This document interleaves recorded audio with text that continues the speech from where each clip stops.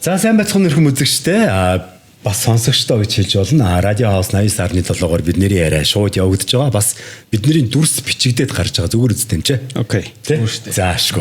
Ингээд би зочноо танилцуулъя. Хоёр зочин гэж болно. Зочин хөтлөгч бол хашаа эмчиг бол манай үзэгчид сонсогч нар бас ичнээ мэддэг болж байгаа. Улаанбаатар сонгодоо эмнэлгийн тасгийн эрхлэгч зүрх судас ангиографи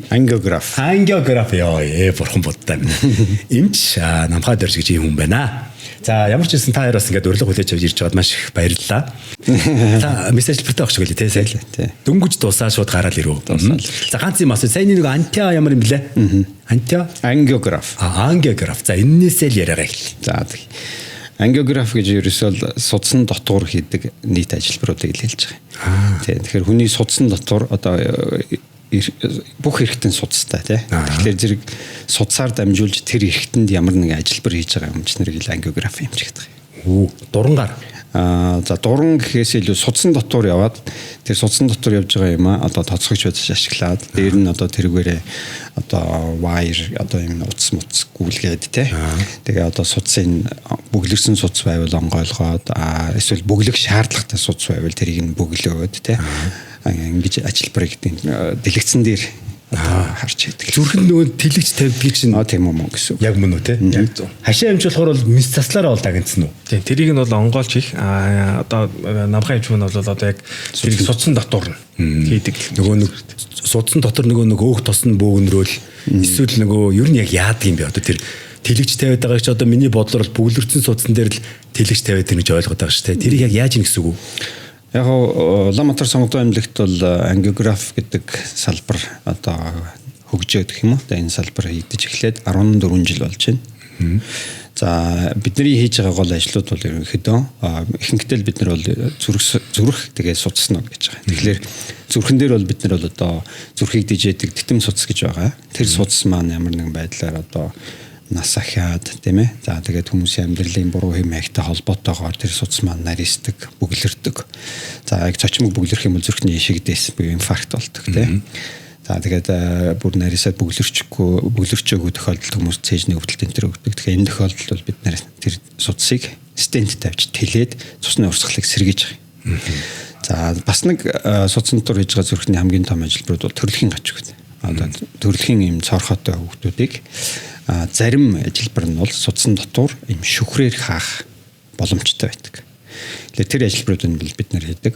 Бидний хийх боломжгүй ажлыг бол одоо хашаа эмч нээлттэйгээр одоо тэр цорхонуудыг ойж засаж тий ийм ажлуудыг хийдэг гэсэн. За сүүлийн үед бол яг бид нар бас уушгины артер за мөн одоо хөлийн судснууд сүүлийн үед бол энэ сахарын өвч их болчлоо шүү дээ. Тэгээ сахарын өвчний хүндрэл болох хөлийн судснууд энэ төрд бас тэлэгч тавьж энэ цусны урсгалыг л сэргээж одоо хэвэн болгох ажилбарууд хийдэг гэж ойлгож байна. За би таараас нэг зүйл асуу явуулчлаа. Нэг ийм ард иргэдийн дунд ер нь яваад байна л да. Сая ковидын вакцинаас хойш гэж яриад байна те. Залуу хүмүүс их тэнгэрийн орныг зориод байна. Унтаад ирэхгүй байна гэдэг чинь. Энэ дээр одоо ер нь сонгодоо эмнэлэгч юм уу эсвэл Монгол улсын хэмжээнд хийж байгаа судалгааны ажлууд гэж байдаг юм болов яг үнэндээ энэ ковидын вакцинаас болж ингэ зүрх хаагдаад байна уу эсвэл өөр учир шалтгаан байна уу гэж. За яг зүрх судасны өвчин бол за зүрхний гинтийн насваралт тийм зүрхний гинтийн насваралт бол ерөнхийдөө дэлхийд дахинд ерөнхийдөө нэг одоо 10,000 хүнд одоо тохиолддог тохиолдол нь тодорхой байдаг. За ковидын өмнө ямар байсан, ковидын дараа ямар болсон гэж яг хийгээд гинтийн насварал дээр яг ийм нэмэгдсэн байна гэсэн тийм албан ёсны бүр амар тийм том судалгаа бол одоогоор олж хараагүй байна. Гэхдээ бол ер нь бол ковидтэй холбоотойгоор зүрх судасны өвчлөл бол ихсээд байна уу гэсэн тийм том судалгаанууд гараад тэр нь ковидтэй холбоотой зүрх судасны өвчлөл бол нэмэгдсэн байж магадгүй гэсэн юм чиг хандлагууд байгаа. Гэхдээ энэ судалгаа өөрөө бас их тийм хэцүүлтэй.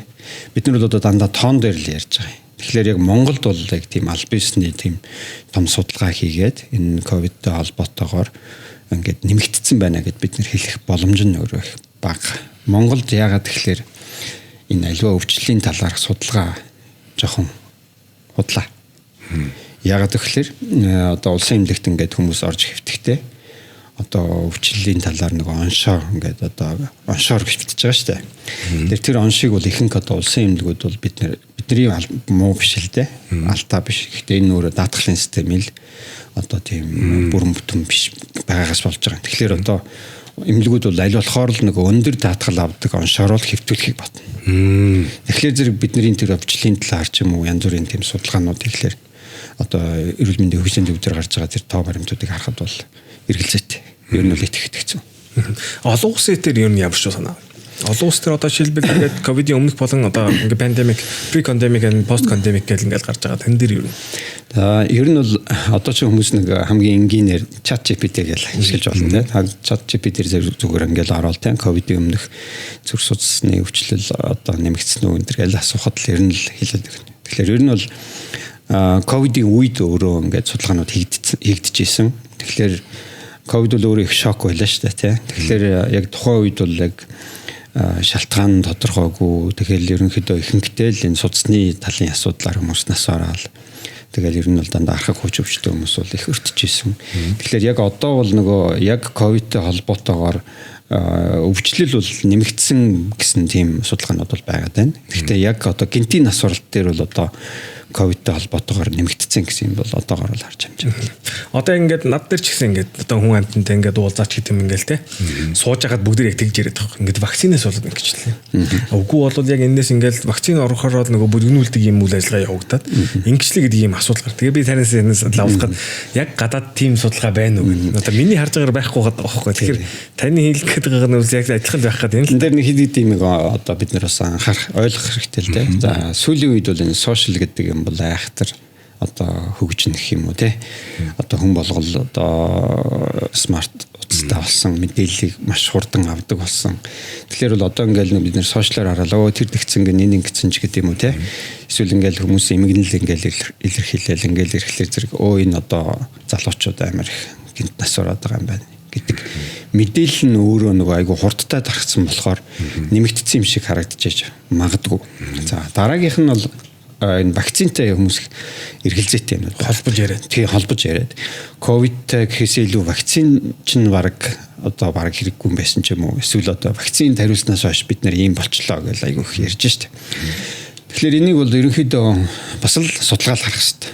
Тэгэхээр дэлхийн одоо том компаниуд, том улс орнууд энэ вакцинуудыг хийж байгаа. Тэгэхээр би бол одоо жишээл шинжилгээ ухаанд итгэдэг хүн учраас хизээч ер нь одоо тийм том компаниуд, одоо дэлхийн толгой компаниуд, энэ вакцины үйлдвэрлэж байгаа компаниуд хүний эсрэг юм хийх тийм этик гэдэг юм уу тийм юм бол байх ёсгүй. За яг зүгээр бид нар муугаар бодоход те одоо зүгээр нэг жижигхэн хөлбраар бодоход одоо ингээд нэг өвчин өөрөө баг үүсгэж тараагаад те тэгээд тэрнийхэн эсрэг одоо вакцины нэгээд ингээд бизнес гэдэг юм юунууд чаарсан. Зөндөө олон тийм санаа зөндөл гарч ирсэн. Тэгэхээр хүн төрлөختөн өөрөө яг ийм эвгүй юм одоо тулгарч байгаа үед бол тийм одоо юу гэдэг юм дэ бизнес гэдэг юм нэг номерт бол байхгүй л гэдэгт одоо бид нар бол итгэж байгаа. Вакцин гэхээр хүмүүсээс их буруу ойлголттой тий. Нөгөө нэг товлолт вакцинтайгаа хойлж утгана тий. Тэгэхээр одоо бидний бас нэг хийгээд байгаа гол зүйл бол бас энэний бас нэг ялгаа салгааг нь ойлгож хэлмээр л байгаа. За та бол одоо тасгийн эрхлэгч юм. Одоо энэ юуны талаар нь юу гэж боддог? Одоо энэ олон эмчнэр ингээ бас их гарч ирэх юм аа. Ямар эмч, ямар сошиал, ямар эмч гээл тэгэл вакцин эсэргүүцхийн. Та энэ товлолт вакцины талаар нэг мэдээлэл та ер нь юу гэж боддیں۔ Одоо жишээлбэл ингээл эмчнэрийг товлолт вакцины талаар ярихаар нь ингээл бүр хүчээр дардаг хүмүүс байна. Ингээл хутааж доромжилдог янз янзын юм бичдэг. Тэгээ та шинжилгээ ухааны талаас нэг товлолт вакциныг нэг яриад өгч. За би бол өөрөө нөгөө энэ вакцины талын яг мэрэгжлийн хүн биш. Энэ нөгөө одоо яг халдварт өвчин судалт гэдэг юм уу те. Яг ийм олон юм хүнийг хамардаг өвчнийг эмчилдэг хүн биш учраас би энэ дээр нэг амар одоо юм яриад байх нь бас зөв буруу би мэдэхгүй байна тийм. Тэгэхээр ер нь бол би бол шинжилгээ ухаанд итгэдэг хүн учраас вакцинд бол итгэнэ. За товлолт вакцинууд ялангуяа вакцин бол хүн төрлөختний маш олон одоо тий үед дандаа л хүмүүсийг аварч ирсэн. Тийм маш олон вакцины тусламжтайгаар бид нар маш олон өвчнөөс одоо сэргийлж одоо амнасаа ургалж явж байгаа учраас би бол ер нь бол итгэдэг. Зүгээр энэ томууч гэдэг юм уу те. Эднэр дээр бол бас бид нар бас жоохон зэнзүүртэй хандах хэрэгтэй баг. Одоо жишээлбэл бид нар хамгийн энгийнээр ихэд л одоо энэ томоогийн вакцины хийлгсэн хүмүүс дээр судалгаа хийх хэрэгтэй байхгүй. Тэгээ ерөөсөө судалгаа одоо бол бүх юм ерөөсөө дандаа тоо датан дээр л ярина шүү дээ. Тэрнээс би хийлгсэн, тэний хүүхд хийлгсэн, би өвдсөн өвдөг үү гэдэг юм ярина гэвэл хитрхий юм. Нөгөө улаан бурхан шар марыг бол заавал хийх хэрэгтэй шүү дээ. Тэрийг салах л. Тэгээ салах л хэрэгтэй. Тэгээ одоо жишээлбэл энэ томоогийн вакцины дээр бол жишээлбэл за вакцины хийлгсэн хүүхдүүд хэдэн хувь нь өвдөж байна. Хийлгээгүй хүүхдүүд хэдэн хувь өвдөж байна гэж зүгээр судлах л хэрэгтэй байхгүй. Тэгэхээр ерөөсөө ер нь бол одоо сүүлийн үед бол эмч байна гэдэг бол өөрөө айгүй их тийм өндөр шаардлага дэлхийд дахин тавьж штэ. Зүгээр нэг хүнийг нэг эмчлээд нэг хэдэн эм бичээд эсвэл нэг огтлж зүсээд ойдог хүн бол биш. Эмч хүн гэдэг бол ер нь бол заавал судлаач байх хэрэгтэй. Тэ. Тэр яг Монголд бол тэр талын юмнууд нь бол дандаа орхигддог. Биднэрт үнэхээр тийм цаг цавнчд алга үнэхээр одоо тэрийг одоо мотивацжуулах тэ хийх supportах тийм юм их бага л. Бас үнэн гарах боломжтой баг. Тий. Өөх тосноос болоод нөгөө нэг суц муц чинь бүглэрдэг юм уу? Одоо энгийнээр нэг сайхан бид нар тийг сайхан та хоёрын тайлбарч хэлээч. Ийм байгаа. Би энэ дээр нэг юм хэлмээр байгаа. Би одоо 2024 онд шүү дээ. Одоо өнгөрсөн жилийн 11 сард Солонгост очиод хуралд орж байгаа байхгүй. Тэгээ хуралд очиод ихтгэл тавиад ингээл бид нар ингээд одоо яг зүрхний мэслэраа ингээд ихтгэл тавьж байгаа. Тэгсэн чинь Ким гээд профессор байгаа. Тэр маань нөгөө бидэртэй цуг яг ингээд нөгөө хурлын ихтгэлд ингээд оролцож байгаа байхгүй. Тэгээ тэр хүн 13 бил 14 жил яг ингээд Монголд ирээд зүрхний хагалгаа энэ тус бүтээгдэхүүнүүд ингээд явсан гэж. За ингээд явангууд тэр хүн юу гэсэн бэ гэхээр надад яг нэг юм датал ярьж байгаа шүү дээ. Одоо намхан эмчийн ярьдаг саяны датаг ярихад бол ерөөсөө нэг л юм хэлж. 14 жил ингээд харахад нас баралтаараа өвчлөлөөрөө зүрх судасны өвчин нэгт байгаа тийм. Гэхдээ монголчууд хавдраас айсаар л байдаг гэж юм ярьсан байхгүй. Би тэгээд тэрэнд амар ингээд нэг юм одоо нөгөө нэг юу гэдгийг нэг юм гимтэй юм шиг мэдрэмж төрж ирсэн л та. Тэгэхээр өвчлөлүүдийн талаар зүрх судасны өвчлөл аль нь их вэ? За яг өвчл гэх юм бол угаасаа л өвчлөл нас баралтаараа хөгжиж байгаа орнууд тийм жоохон ядуу бүр орнууд бол зүрх судасны өвч. За яг ингээ бүр хөгжсөн одоо орнууд одоо Японч гэдэг юм уу тийм Франц ч гэдэг юм. Энд бол одоо нас баралтын тэргүүлэх шалтгаан чинь зүрх судасны өвчин биш болчиход байгаа байхгүй. За юунд хавдар. Тэгэхээр эндээс юу харж ийн гэвэл зүрх судасны өвчин гэдэг бол урьдчилан сэргийлж болно л гэсэн үг. Тийм ээ тий. За тэгэхээр тэр одоо судас маань одоо яагаад хатуураад байгаа юм бэ гэж. Тэгэхээр судас хатуурдаг үндсэн ерөнхийдөө маш олон эрсдлүүд байна. Зүгээр нэг одоо өөх тос идсэн хүн л хатуураад байдаг асуудал биш шүү дээ. Тэгэхээр судас бол өөрөө ингээл одоо хүн нас ахихаар ингээл үс цайгаал тий арьс үрчийгээл хөгширч байгаа шүү дээ. Яг тэрнтэй ижилхэн судас бас хөгширнэ. Хөгшөрхөөрөө одоо хатуурна, шохоожно. За тэгэхээр зэрэг хамгийн чухал юм чи юу вэ гэхээр энэ хатууралд нөлөөлдөг хэд хэд юм байна. Тэгэхээр бид нар бол хамгийн түрүүнд бол нас ба шүү дээ. За нас ахихаар л угаасаа хатуурч. За дараад нь эрэгтэй хүүсний бол эрэгтэй эмэгтэй хоёр хүүсийг харьцуулах юм бол эрэгтэй хүүс нь бол илүү хурдан одоо судас нь хатуурдаг зүрх судасны өвчнөр эрт өвчлөдөг нас бардаг эрсдэл өндөр байгаа. За дараад нь бол ерөөсөө удам. Одоо аав ээж нь маш залуудаа одоо зүрхний шигдээ саруулт болж исэн бол тэр одоо удамыг бол бид нар бас өөрчлөх боломжгүй. За яг сүүлийн үед бол тийм гений инженерчлэн тэргээ тийм янз бүрийн дээр судас хатууруулдаг ген мэнийн бол ингээд янз бүрийн эмчлэх тийм даргууд бол бас яригдах бах ирээдүйд. За тэгээ бид нь бусд нь бол ерөөсөө бидний өөрчилж болох хэвслүүд тахгүй юу. За тэр нь бол одоо жишээлбэл хамгийн түрүүнд тамхи байна. За сахар байна. Артерийн гипертенз байна. Даралт байна. Илүүдэлж юм байна. Одоо өөрөж яриад байгаа тэр өөх тос байна. Тийм ээ. Стресс байна.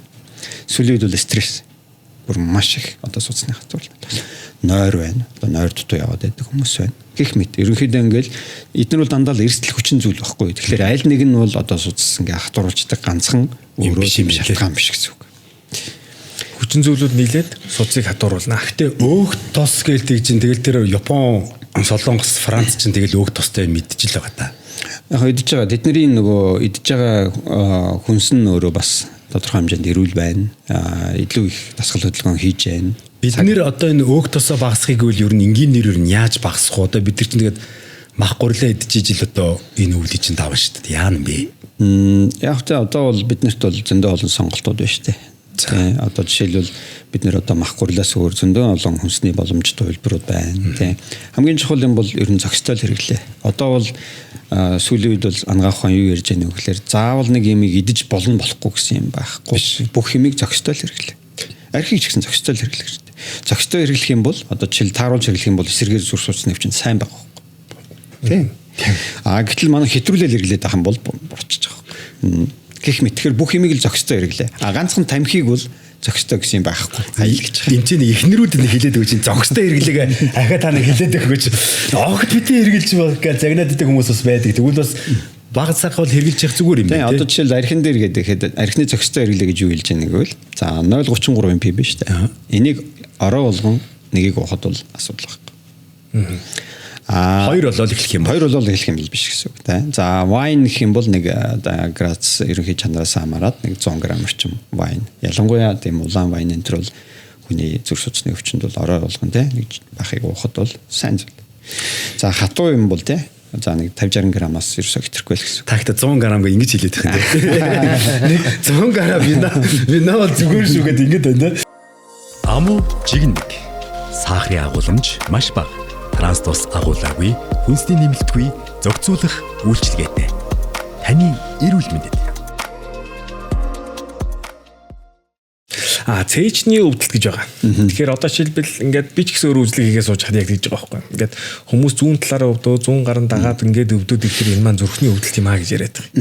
Тэгэхээр энэ маань яг зүрхний өвдөлт байх магадлал өндөр үү? Эсвэл бол одоо юу гэдгийг өөр ямар нэгэн асуудал байна уу? За ер нь бол эмч хийж байгаа хүнд бол эмч бол миний бодлоор бол хамгийн чухал юм онш. Бид нэр хүнийг зөв оншилж ээж дараа нь эмчилгээний талаар ярьдаг.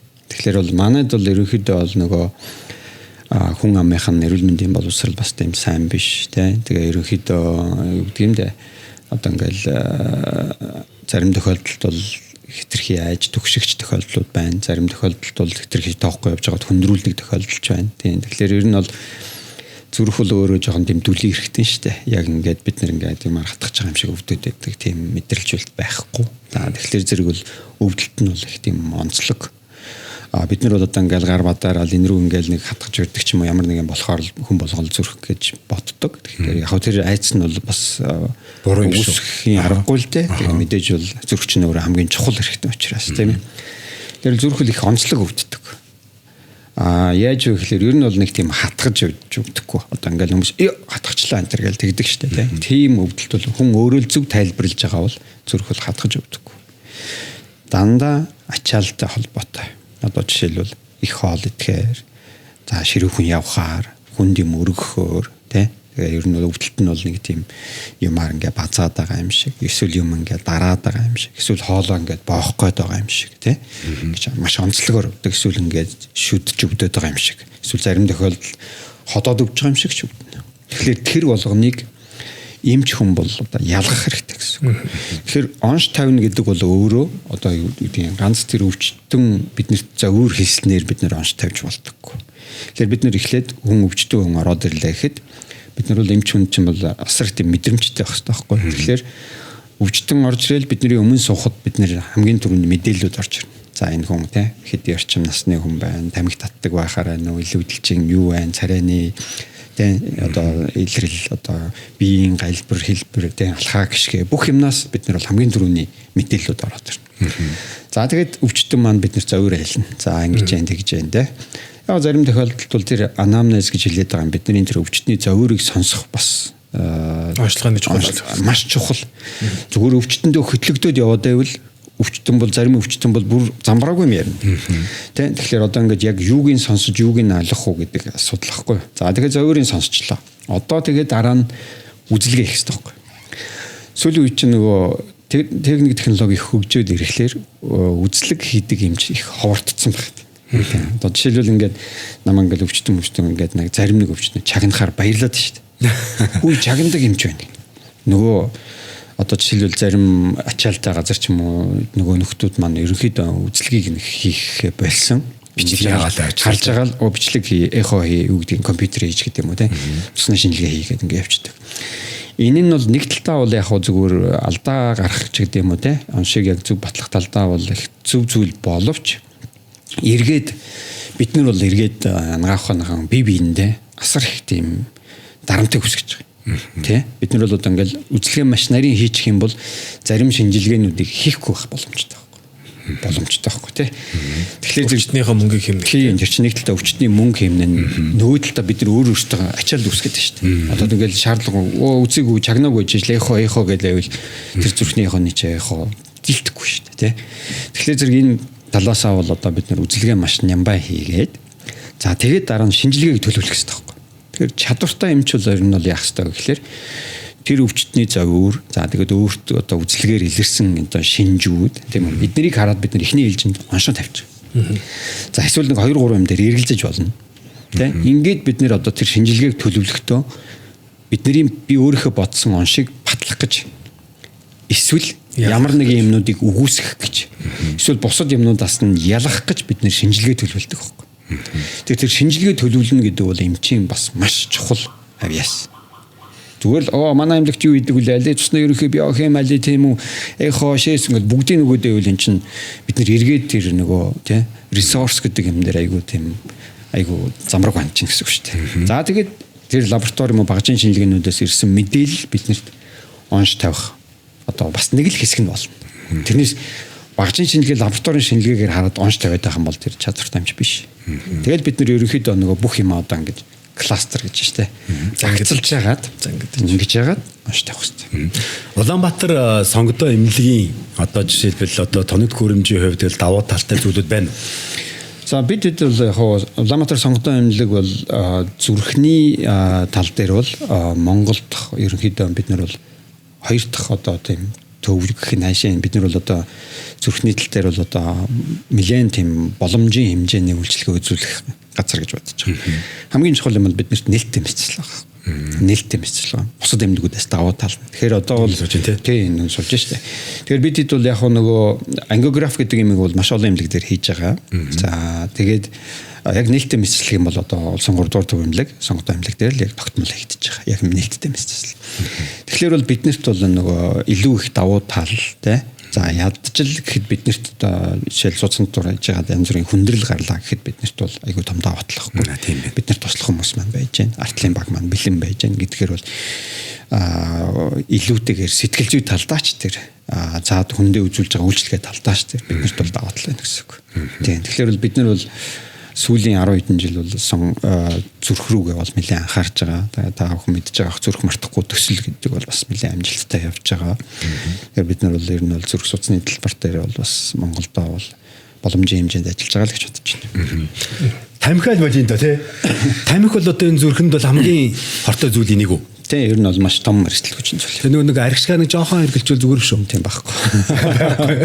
Одоо энэ дээр яг төрөлхийн гажиг зүрх мартахгүй төсөл гэдгсэн дээр судсан дотор буюу ангиографик хийхэд амбрелла буюу одоо нэг шүхрийн талаар та нэг дэлгэрэнгүй ярилцлаа.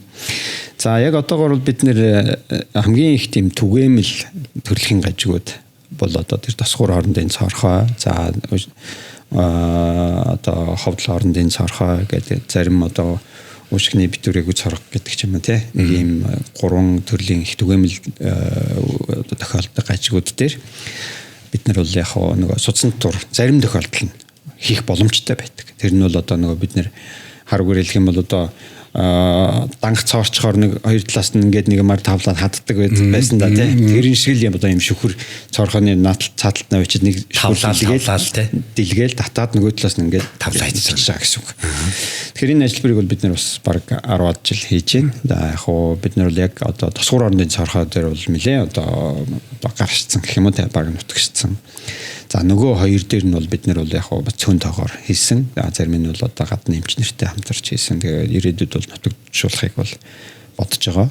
Тэгэхээр энэ 3 энгийн төр төрөлхийн гажиг бол одоо төрөлхийн гажигуд донд бас нэлээд их тохиолддог. Тэгэхээр бол тэдний маань бас нэлээд ихэнх тохиолдол нь судсан дотор хийх боломжтой байдаг.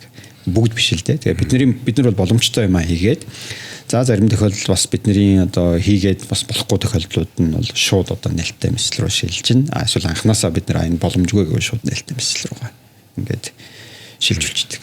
Тэгээд бид нар бас боломжийн олон тооны төрлийн гажигуудыг шүхрээр бүгэлсэн. Одоо энэ чинь бүр тосгоор орондын цорхойг маань хийх боломжгүй болчиход байгаа шүү дээ. Бүх юм нэдэнд хөвийгээд харж одоо хараад байж байгаа шүү дээ. Тэгэхдээ баг нь таанд гэхдээ бэлэн байж байгаа шүү дээ. Нээлттэй мэдсэн баг байж байгаа. Тийм ингээд дэлгэцээр хараа байж байгаа юм. За л гэж ятчих. За юу гэж явж байгаа шүү дээ. Гоё юм аас те. Гэхдээ эн чинь бол бас нэлээ их хүнийг одоо нээлттэй орох тэгээ бүгэлч хоёр чинь бол одоо тэр зөвхөн данх бүгэлдгээр бодоход бол тийм ер нь бол одоо яг зүгээр ингээ харахад бол бид нар чи мэдээж нөгөө том юм хийхин тулд мэдээж том одоо нөгөө юу гэдэг юм траума буюу одоо гэмтэл айгүй үүсгэж байгаа. Тэр энд бол ямар нэгэн одоо юу гэдэг юм байхгүйгээр суцсан дотор хийдэг гэдэг зүйл бол үнэхээр одоо супер байхгүй. Тийм техникийн дэвшил гэдэг зүйлийг бол эндээс л харж байгаа. Одоо юу гэдэг магаахын хөгжил гэсэн. Тийм суцсан дотор хийчихэд маргааш өглөө нь гарч хахад бидний хүмүүс бол одоо шилбэл 7 хоногийн дараа ч юм уу шахтай тийм одоо ингээл гарч байгаа шүү дээ. Тэгэхээр бол бас бас магтууштай юм зүйл. А дээрээс нь нэг юм. Одоо стентийн талаар та нэг дэлгэрэнгүй сайн айгүй сайхан ойлгуулад өгч. Хүмүүс бол одоо яг зүгээр ингээд нөгөө ингээд нэг юм металл тавьчихдаг гээл гэх юм те. Тэгээ тэр маань эргээ бөглөрдөг гэх юм бүрлэгдүүлэх юм эсвэл одоо юу гэдэг нь тавьсан зөв тавьсан буруулах юм те. Одоо яг миний мэдж байгаагаар би ч одоо юу гэдэг нь яг энэ сонготой эмнэлэгт ажиллаад 10 хэдэн жил болж байгаа юм. Гэхдээ одоо сүүлийн 7-8 жил нь бол одоо юу гэдэг нь Солонгост байж байгаа нөгөө зүрхний мэслийн хангалаа хийж чадаж. За тэгээд юу гэдэг нь зүрхний одоо хамгийн анхны буюу хувийн эмнэлэгт хамгийн анхны одоо ингээд те одоо судсан доторх имчилгээ хийгээд эхэлсэн. Тэгэхээр одоо маш яаралтайгаар ингээ хийдэг асуудлуудын талаар нэг маш сайн тайлбарлаад өгч. Харин тэр стенд чи ингэдэм биш үү? Та нарт чинь юм яг таарсан шүрүүп нь байдгүй юм биш үү? Би одоо хүмүүсийн ярьж байгаа те. Таараг араа том шүрүүп тавиад тэр нь ягаад эсвэл жижигхэн тавиад нөгөөх нь урсаад ч гэдэг юм уу? За нэг сайхан тайлбарлаач. За тэр стенд гэдэг зүйл бол ер нь бол дандаа хайлшаар хийдэг. За кобальт, хром, цагаан алт ч гэдэг юм уу те. Ингээд юм хайлшаар хийдэг. За тэр нь бол одоо ингээд яг том компаниуд бол өөрсдийнхөө ингээд тэр стенд хийх технологи патентчлаад авцсан байдаг. Зарим нь бол одоо жишээлбэл ийм ганцхан утсыг ингээд янз бүрээр ингээд холбож гагнаад ингээд стенд хийж чаана. Зарим нь бол ингээд шууд лазераар ингээд нэг юм тюбийг ингээд ухаад аваад ч юм уу те. Ингээд хийж чаана. Харуугаар тайлбарлах юм бол гэрийн ханшгил юм байна. Тийм гэрийн ханшгил юм байна. Тэгээд ингээд дотроос нь ингээд хийтэй балуунаар тэлээд ингээд суцсных нь хананд ингээд наагаал орхиж байна. Нарийнхаа юм гэж ороод тэлэгдээл ингэчих чинь тийм. За тэгэхээр бол зүрхийг тэжээдэг суцсны ман диаметр өөрөө тийм том биш. Ер нь бол бид нэг 4-өөс тий за нэг 2-оос нэг 4-5 мм-ийн диаметртэй суцсан дотор л юм хийж байгаа юм. Тэгэхээр бол маш жижигхэн нарийнх зүйл юм тий. Тийм миллиметр шүү. Тийм. За тэгэхээр зэрэг тэр өөрөө нөгөө мэдээж металл хайлш учраас тий одоо судас маань өөрөө жижигхэн байх тусам тэн дотор стенд тавих юм бол эргээд нарийсах ч юм уу бүглэрх эрсдэл өндөрлөө байж таа. Тэр ягаад энэ нарийсэл бүглэрл үүсдэг вэ гэхээр ер нь бол стентийн дараа бол хоёр төрлийн хөндрөл байдаг л да. Нэг нь бол эрт үеийн хөндрөл, хожим үеийн хөндрөл. Эрт үеийн хөндрөл гэдэг нь тэр стент тавьсны дараа ч юм уу ямар нэгэн шалтгаанаар тэр тэн дотор бүлэн үсэд бүглэрчдэг. Одоо өнөөдөр стент тавилаа маргааш бүглэрчих эрсдэлтэй. Тэр нь бол одоо жишээлбэл хувь хүний одоо цусны бүлэглэлтийн онцлогуд байна. За яг ажилбартай холбоотой байж болно. За эсвэл юм уухгүй байж болно ч гэдэг юм. Уухгүй байснаас ч гэдэг юм маш олон шалтгаан байна. За ихэнхдээ бол тэр хожим үеийн хөндрөл одоо стенд маань өөрөө эргээ нарийчдаг. Тэгэхээр тэр нарийслыг багасгахын тулд сүүлийн үед бол дандаа тэр эмтэй стентнүүд хэрэглээд байгаа юм. За эмтэй стент тэгэхээр зэрэг манай ард бас юу гэж ойлгодог вэ гэхээр тэр нэг цус шингэлдэгч гэдэг юм уу тийм юм байна гэж ойлгоод байдаг. Стентний чинь тэр хайлшны чинь гадна талаар полимер бүрхүүл үүсгээд тэрэнд нь эмнүүд шингээгээд өгсөн байдаг. Тэр эмнүүд нь дандаа хавдар эсрэг юм байдаг. Хавдар эсрэг юм байдаг. Яг одоо ихлээр судсан дотор ингээд тэр гадны биетийг тавихлаар хүний бие бол ер нь бол аль болохоор гадны юмнуудыг дандаа ингэж эсэргүүцдэг, гаргахыг зорддог. Тэгэхээр мэдээж тэр стент чинь шууд гаргаж чадахгүй шүү дээ, тэ. Тэгэхээр хүний биед ямар урвал реакц үзүүлдэг вэ гэхээр тэрийг өөрийн болох процесс явагдана. Тэгэхээр яг судасны эндотел буюу тэр судасны хамгийн дотор талын давхархтай ижлэхэн тийм бүрхүүл стентний дээгүүр дахиад үүсдэг байхгүй. Тэгээ тэр нөгөө одоо нэг харгуй хэлэх юм бол юм ах шиг юм ургачнаа л гэсэн үг шүү дээ. Тэгээд тэр чинь стент эргээ нарийсах чадах байхгүй. Тэгэхээр тэр эдийн ургалтыг дарангуулдаг юм л гэж ойлгож байна. Яг тэр нь бол нэг 6 сар орчим одоо үйлчлээд тэгэл юм бол дуусна ш тэр чинь байнгын насан туршид тэгэл эмнээс ялгаатай гэж байхгүй. Тэгэхээр бол яг тэр эмтэй стентүүд бол одоогийн байдлаар бол одоо эргэж нарийсах магадлал нь эмгүү стентээс хамаагүй даваа талтай байна гэдэг одоо сүүлийн үед дандаа л эмтэй стентүүд хэрэгжилж байна. За тэгэхээр тэр бид нар бол одоо нөгөө зүрхний цэжний завиртай эсвэл янз бүрийн шигдээс болчиход ирж байгаа хүмүүс дээр бол энэ судас нь одоо тэдэн миллиметртэй ийм урттай стенд тавих юм байна гэж урдчилж мэдэх ямарч боломжгүй тий. За аль судас нь бүглэрсэн байна вэ гэдгийг бол баримжаагаар бол одоо зүрхний эсгэл хамжлагч юм уу эхо энэ төр харж байгаа баримжаалж болно. Тэгэл ороод бид нэг ангиограф гэдэг юм аа ч одоо хэсгийн мэдээ алдуулаад судасны дурнаг гуурч явуулаад харчиж байгаа шүү дээ. Тэгээд яг онцлогоогоо хийгээл бид нэр одоо тухайн үедээ яг бүглэрсэн судасыг нээх ч юм уу тий. Одоо тэн дээр ажилбар хийнэ гэсэн үг. Тэгэхээр биднэрт бол одоо тэр стентүүд бүх сайсаараа бэлэн байх хэрэгтэй. Тэгэхгүй бол одоо бид нэр өөрчилж мэдэх байсан учраас. Тэгэхээр одоо бидний нэг хамгийн улсын эмнэлгүүд дээр ялангуяа хамгийн их одоо хэцүү байгаа юм энэ нөхгүй юу. Нэг тэрийг тендерээр авдаг. Тендерээр авахлаар одоо мэдээж нөгөө уг нь бол одоо гадаад чинь бол ингээл бэлэн лабораторид ингээл ерөөсө бүх сонголтоор байж байдаг. Тэгэл хэрэглээ нөгөө компаниуд нэрэл дараа нь нөгөө ингэж нөхөж хийгээл тооцоогоо хийгээл ингээ яваад байдаг. Манай тим боломж байна. Тэгэхээр ч одоо ингээл одоо улсын том эмнэлгүүд бол дандаа тендерээр авдаг учраас за 200 стенд авлаа гэхэд ямар сайзууд авах уу гэдэг мэдээж боломжоор бол тэдний сайзуудаа ингээл өгнө шүү дээ. Тэгэхээр одоо хамгийн их хэрэглэгдэх сайзууд магадгүй хамгийн дөрөвдөө дуусчихна. Эсвэл магадгүй тэр хүн дээр айгүй өрмөц сайз хэрэгтэй байж болно. Тэгвэл байхгүй байх магадaltaй гэсэн үг шүү дээ.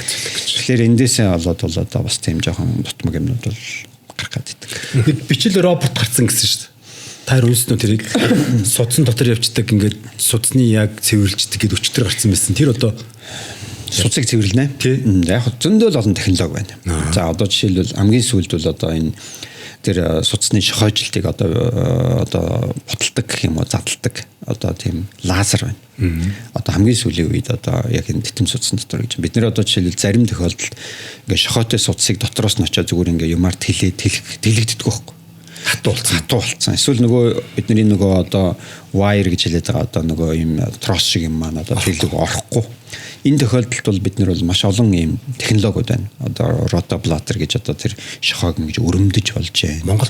Монгол байгаа. 3 дугаар эмнэлэг дээр нэг байгаа. Гэхдээ яг хэрэглээдэл дээр бол тийм өргөн хэрэгжилж чадахгүй байгаа. За тэгээ одоо сүүлийн үед бол тэр лазерууд байна. Ерөөсөө ингээл тэр шохойг бол ингээл оруулахад шууд хаагаад. Тэгэхээр одоо юу гэж хэлдэг вэ гэхээр нөгөө хүмүүс маань эми хэрэглэж байгаа. Тэгээ одоо ингээл мэдээж нөгөө одоо ингээд хөнгөжлөх даралт буулгах, за цус бүлгнүүлэхгүй байх, за өөх тус багсах юм ингээл нөгөө эрс төвчин зүйлүүд багсдаг. Тэгэхээр нөгөө хүмүүс маань тэгэл энэ насаараа хуна гэж юу? Дайлангуй нөгөө амьдралын зохисгүй хэрэглэнээсээ болоод стенд эрт тавилсан хүмүүс маань энэ имийг би хэрэглэхээр би ингээ насаараа энэ имийг уuna гэдэг. Монголчуудын хувьд яг тэр имүүдийг уuna гэдэг зүйл нэг тийм инстинктив юм болоогүй юм шиг байна л та. За та яг имийн хэрэглээний хувьд юу гэж бодож байна? За имийн хэрэглээ бол одоо жишээлбэл ерөнхийдөө бол одоо яг бид нар бүх юмыг гайдлайн гэдэг юм ил дагаж байгаа юм. Тэр гайдлайн маань гэдэг маань юу вэ гэхээр одоо ийм ажилбар хийлгсэн ч юм уу эсвэл ийм өвчтний үед бид нэр ийм эмчилгээл хийншүүл гэдэг юмыг биднэрт ингээд зааварчилгаа болж өгöd байгаа юм. Яг бүх хүмүүсийг тэрүүгээр эмчлэх тийм ёстой гэсэн үг биш л те. Биднэрт бол зүгээр чиглэл өгч байгаа. За ийм юм бол зөв шүү. Тэгэхээр тэр гайдлайн гэдэг маань юун дээр үндэслэж гардаг вэ гэхээр дандаа л нөгөө томоохон судалгаанууд. Тэр судалгаа маань хаана хийгдсэн, ямар аргаар хийгдсэн, ямар сэтгүүл дээр хэвлэгдсэн гэдэг маань тэр судалгааны чансааг ер нь тодорхойлоод идэг. Тэгэхээр бид нар бол одоо жишээлбэл тэр том чансаатай одоо нэлээд итгэж болохоор тийм үү? Одоо тэр нөгөө хийж байгаа аргачлал нь өөрөө нууц тийм одоо хэрэг одоо том судалгаануудыг л үр дүнг харж байгаа л бид нар гайдлайн гэдэг нэг боловсруулад байгаа юм.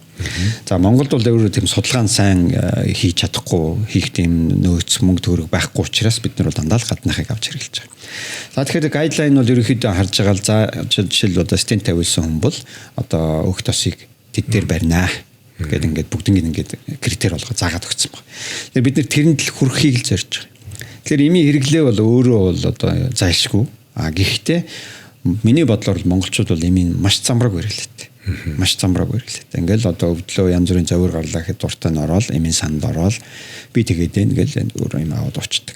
Харин азар сүүлийн 1-2 жил антибиотик энтри чинь жортой болголоо шүү дээ. Тэрнээс бол өмнөдөө л замбраг байсан. Тэгээд дуртай нь ороод юу ч хамаагүй аваад уучдаг ийм л байсан болохоор бол имийн хэрэглээ бол ягтар замбраагүй. Дээр нь Монголд имийн чанар бас эргэлзээтэй. Энэ тэндээс янз бүрийн одоо тий одоо тамзгаар ч юм уу тийм үү зүг зүнхнээгээд ороод ирдэг тэгээд зардаг. Тэгэхээр имийн чанарын асуудал өөрөө бас маш хэцүү. Тэгэхээр бид нэр одоо ингээд имийн одоо им маань одоо бидний зэвсэг шүү дээ. Тэгтэл одоо бид нэр хичээгээд байдаг. Нөгөө хүн маань үр дүн гарахгүй байгаад байдаг. Тэ одоо жишээлбэл ингээд стент тавьчлаа гэхэд дахиад нөгөөх нь аристик ч юм уу янз бүр болоод байдаг. Тэгэхээр одоо нөгөө өвчтнүүд маань бас эргэлзэж штэ тэ. Энэ тавьсан стент нь асуудал байгаа юм уу? Юу нь асуудал байгаа юм? Гэтэл имийн асуудал байж болно. Тэ. Тэгэхээр бол энэ чинь нөгөө маш олон хүчин зүйлүүд бидний эмчилгээ үйлчилгээнд нөлөөлж байгаа асуудал байхгүй. Тэгэхээр одоо зөвхөн одоо Монгол эмчнэр л муу эсвэл бид нэр л чадахгүй байгаа гэдэг юм бол бас өрөсгөл шүү дээ. Өрөсгөл шүү дээ. За маш их баярлалаа хоёр эмчтэй. Ашиг асуух зүйл байсан байгаагүй. Болсон. Маш их баярлалаа. Цаг зав зарцуулж ирсэнтэй та хоёртаа маш их баярлалаа. Тэгээд подкастыг хувь нэмэр оруулж манай амуу гэд ямар нэгэн сахарын агуулмж байхгүй. Тэгээд цэвэр ийм нөгөө транстосмоз тийм юм байхгүй. Шар тостой юм бүтээгдэхүүн ба. Тэгээд дээжийг бид хэлж байгаа. Тэгээд цаг заваа засуулж ирсэн та хоёртаа маш их баярлалаа. За баярлалаа. Тэгээд урьж оролцуулсанд баярлалаа. Бидний яриа бас хүмүүст тодорхой хэмжээний мэдлэг мэдээлэл болох байх гэж итгэж байна. 100 г өдөрт дуудаг яг ч гэсэн ойлголтоо бид нэр үлдлээ те. Маш их баярлалаа. Энэ удаагийн зочноор Улаанбаатар сонготой эмнэлгийн дотрийн засгийн эрхлэгч Намгаатарч оролцлоо. Баярлалаа. Баярлалаа.